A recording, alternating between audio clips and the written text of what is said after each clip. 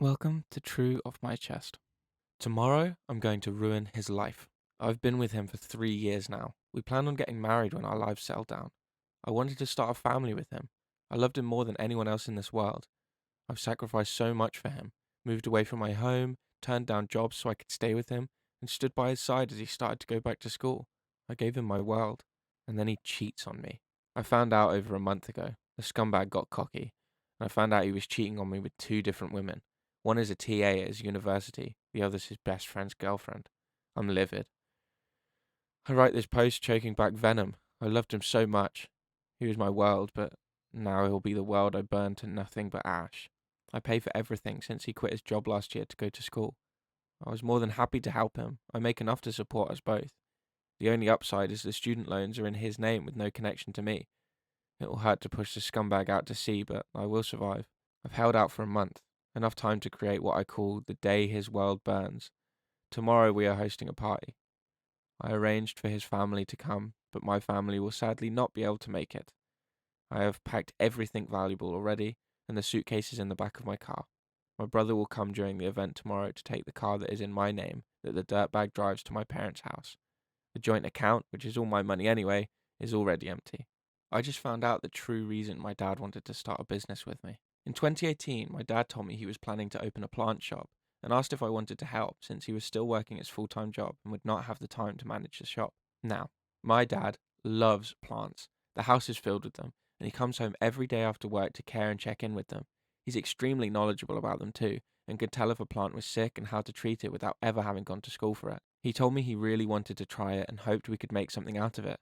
At this point, I'd just gotten discharged from the military, so I wasn't doing much, plus it was rare that he would ask for my help, so I said yes. Within a week or two, we opened the shop.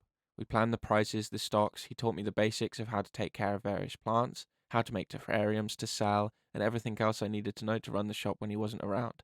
We sold succulents, various flowers, bonsai, seeds, anything we thought looked fun and interesting. He sourced all of that himself. He came by every day when he had a break from work and even offered delivery services to customers. Unfortunately, the shop didn't last very long. The rent was expensive and foot traffic was low, so he was essentially bleeding money. Didn't help that he insisted on paying me a full living wage either. Eventually, I couldn't bear to see him work so hard and lose so much money and told him I didn't want to do it anymore. The shop then closed, and that was that. I've always felt bad about how it ended, and regretted how I didn't stick it out longer with this thing he worked so hard for and loved.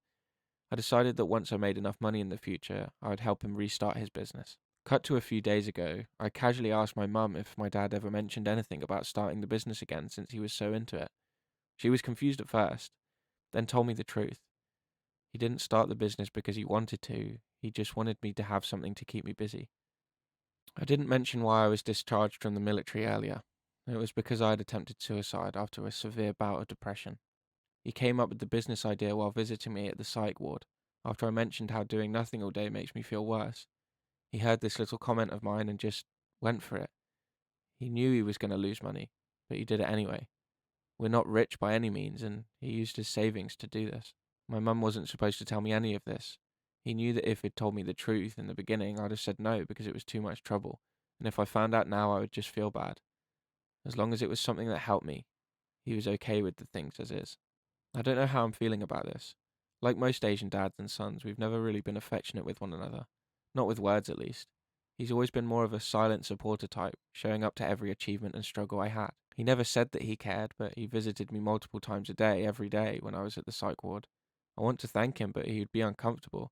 I want to say I love him, but he would do the boomer equivalent of cringing. I do plan to thank him at some point, but I'm also feeling uncomfortable because that's just not how we do things. In the meantime, though, thank you. I love you. My partner is weird. When her alarm goes off in the morning, she literally wakes up instantly, shuts it off during the first buzz, then immediately sits up and gets out of bed. It's all one fluid movement and makes me think of a vampire rising from their coffin when I see her do it. She's not rushing or anything. Like, this isn't an attempt to be quiet or hurry to shut the alarm off. She's not running late. She just does it. No hesitation, no yawn, no stretch, no sad sigh as you stare at the ceiling contemplating quitting your job and starting a new life. Nothing. And it's not like she loves her job or gets up out of excitement. She hates waking up early, yet she still does this. It's so weird. Obviously, I don't really care about this little quirk. I actually find it quite funny and endearing, but it's fascinating to see. I've asked her why she does this, and she just shrugs and says she always has done it. My wife spent my birthday out with her friends. I've posted here many times about issues I've had with my wife, most commonly with regards to her subservience to her best friend turned sister in law. She's promised to try and work on this, given how much it's impacted our marriage, but today I think we passed the point of no return. You see, today is my birthday. This morning, my daughter, who is nearly 4, gave me hugs and kisses, which was great. My wife gave me a card and told me that my gift hadn't arrived in the post yet. My suspicion is that she's yet to order it or ordered it late. I then logged into my work and did my shift like any other day. My wife was off work while my daughter was at my mum's for a visit. Nothing special was planned for the evening because there were plans in place already. It was just that those plans didn't include me.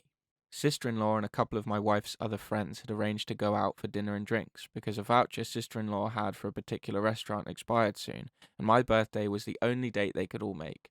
Bit shitty, right? Gets better though, because my wife made a big social media post wishing me a happy birthday, saying how crap it was that I had to work all night on my birthday, which was a complete lie, but it does make her look less bad in public for not spending my birthday with me. The issue is, because she's done this, I now couldn't make plans with friends or family without exposing her lie. So, yeah, great birthday. When I think about how she'd react if I had pulled half the shit she has pulled, I can't see it ending any other way than me getting screamed at, even though she's chosen to spend my birthday with her sister-in-law instead of me. On the plus side, I did some Warhammer painting after I collected my daughter and played with her a bit before bed. She also asked why Mummy wasn't here, which kind of crushed me. Am I wrong to be annoyed about this?